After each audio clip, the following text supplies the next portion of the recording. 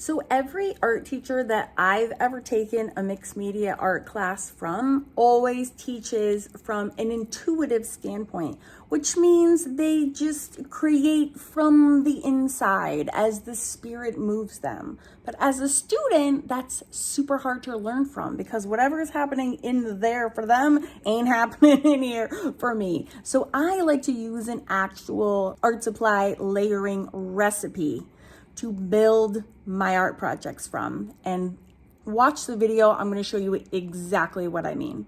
I've named this the Hamburger System because it's just like following a recipe. This system is how you can eliminate mistakes and surprises. It also gives you the confidence to finally know exactly what to do, and that order, just like you stack your burger with toppings, we're stacking up our art supplies. Plus, we use the same exact tools in every project, so you don't need to hoard every art supply and then not know what to do with them all. And you save a ton of money.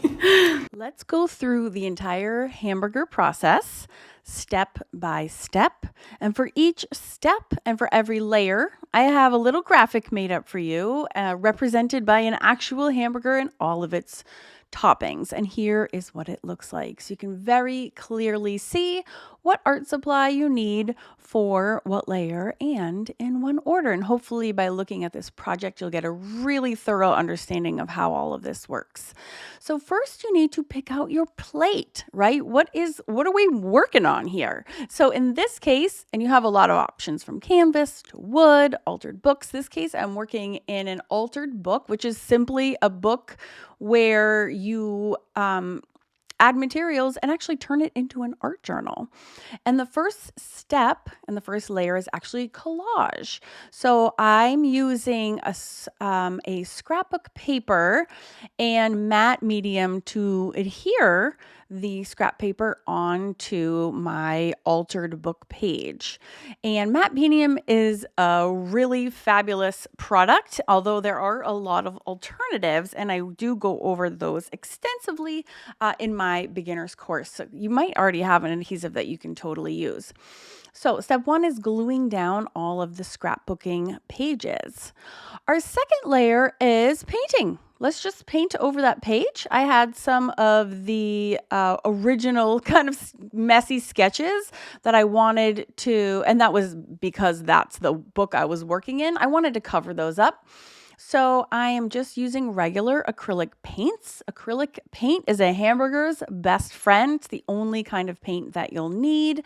So I use a variety of inexpensive but good value paints like Liquitex Basics I really like and Lucas Krill. And as you can see, I painted in the areas of the original book and I left my beautiful scrapbooking paper kind of peekabooing through. So you can make these backgrounds as busy or as not busy as you like. If I'm working on canvas, I usually end up collaging the whole entire thing. But here I did kind of like a little even spread of some scrapbooking paper and also some paint. So it's kind of an even spread. So that part you can kind of leave up to you. I love some stamping and some stenciling, and this is the layer to do it in because we're still working with our paints. So as long as you're on your paint letter, you can just paint to your little heart's content. So I'm just sponging some, again, acrylic paint through my stencil because we're on that layer. And here comes a new layer. So this is, I call it my magical mark maker's layer. You can use any drawing tool that you like. So when I do mixed media and the way I teach it is I always have a foreground subject. I don't like to just make busy projects and have like nothing standing out in it. I always have a face or a flower or an animal. So when you're drawing these, you can use either a permanent material or you can use a water-soluble material. And in this case, and if you choose to do a water-soluble material like a watercolor pencil, you can erase. So this is part of the magic of the burger. So here I'm erasing right here, just using a baby wipe. Because I was using a Stabilo all pencil, I can actually just erase it because it blends away. Now, these layers that we just went over, the painting layer and the magical mark maker layer, you can go back and forth between as often as you like. So a lot of times if you're drawing your subject, and by the way, when you take mixed media classes with me, I always provide a traceable, so you never have to stress about knowing how to draw your subjects. I always help you out there. So this is sort of an advanced example, but if this was in my course, I would give you the face to trace, so there's no stress there. So like I was saying, with the magical mark maker layer and the acrylic layer, you can go back and forth as many times as you want to, because a lot of times when you start painting, you're covering up your drawing lines, and so then you can just go back and redraw them in, and then you're like, oh no, I want to add some shading, I'm going to go back in. Now, don't panic when it comes to shading with acrylics. That's an advanced skill, and I teach it super basically in my beginner's course. So I will teach you how to do a very easy wet on wet flower, and then we do the exact same project, exact same colors, and then I teach you how to do it wet on dry. So it's much easier to learn if you're doing a simple subject. So I never expect you to understand or to know off the bat how to blend with acrylics. But here's the thing about the Hamburger System, and this is magical, and I'm going to talk about it in just a second. So if you don't have any blending skills, it's okay. You will still have success. So again, just reminding you here that you can switch back and forth between the painting and the drawing layer as many times as you need. So I drew, and then I painted, and then I'm going back and I'm drawing again. Super easy peasy. And again, now I'm flipping back to paint again. And so the paint itself is actually blurring the lines because I was using a water soluble pencil. And again, I teach you everything you need to know about how to determine if something is water soluble and what that means in my beginner's course. Gel sticks is next, and this is the magic recipe sauce. If you are scared to shade with acrylics, if you don't know how, if you take that lesson with the flowers and you still don't understand it, you're fine, because gel crayons are the biggest and best cheat way to create the look of blended acrylics and shading without having to paint. All you need is apply a thin layer and use your finger to blend in similar colors, and you have magnificent, sophisticated looking depth, dimension, and shading with zero painting skills. It is so awesome. Gelatos are my go-to, but there's actually a huge range of alternatives on the market, of a huge range of price points as well, I should also add. So if you can't get a hold of gelatos, which are my favorites, no worries. There's plenty on the market to choose from, and they are super affordable. So again, now I'm going back to painting again, and you might be like, wait, you already finished your painting. So the good news is anything under that sealer layer, all of this in red, you can keep working in and taking turns painting, drawing, shading with the gelatos, drawing, painting, shading with the gelatos. So you can hang out here as kind of long as you need to get the effects that you would like. And of course, in my lessons, I will teach you exactly what to do. So there's really no guesswork. You won't have to figure that out on your own. I always give you the answers, and I'll tell you exactly when to do it, how to do it, and also why we are doing it. So this is the most exciting part. This is where we are about ready to add the sealer layer. And when you add the sealant on top, this is when we are going to finally put away our magic mark makers and our paint and move on to the next phase. So sealers are magical as well. They are going to activate any of your water-soluble layers underneath. So right now, her hair was drawn into a Stabilo All pencil, which is just a super water-soluble watercolor pencil.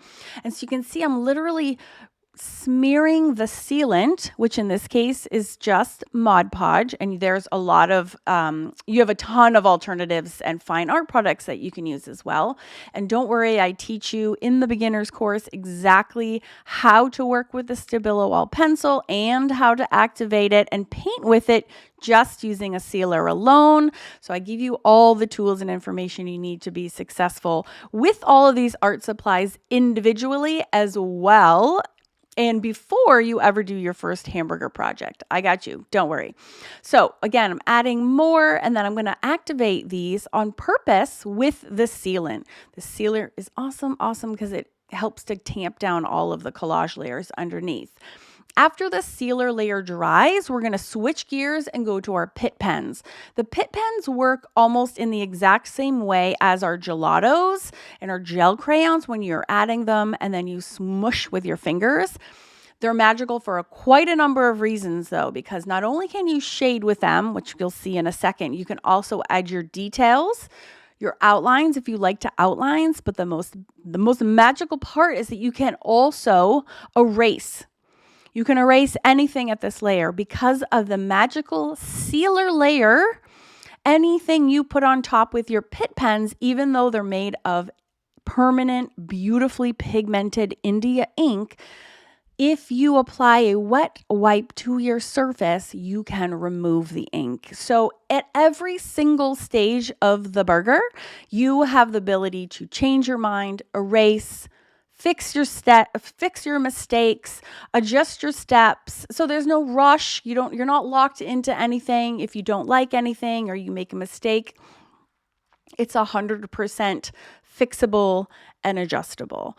Adding some pigment. I mean, this is like kindergartners could do this. It's just no skills at all required. And again, as far as where to put things and how and why, that is my job. And I will not leave you stranded. I will tell you exactly what to do, when, where, and why. And we will make amazing projects together. So once you have all of your pit pen drawing done, we're going to do the very last top of the bun, which is the sealer. One more layer of sealer that locks in all the pit pens, gives everything nice and sealed up underneath. And then the very, very grand finale of all of it is that you can apply a varnish or a finisher. You have two kinds. You can choose from a brush on, which I recommend for canvases. And you can also use a spray sealer and finisher, which I recommend for art journals. And I have specific kinds that I love so that your art journal pages don't stick together when you close them, because I love me some art journaling. So this whole hamburger system, I hope this demonstration really gave you a crystal clear understanding of how these layers work on top of one another to build up to make absolutely outstanding art pieces from very simple subjects to very complex subjects like these whimsical faces. And here again is your complete supply list, which makes all of the projects you'll ever need to do. If you want my PDF that shows all the layers, just request it in the comments and I will drop you a link. And you'll not only get that one PDF that I kept showing you, but you'll also get my original hamburger layering system PDF, which comes with it also, which also has a link to a whole playlist of additional videos right here on YouTube that are free that talks more about each and every layer of the burger. See you there.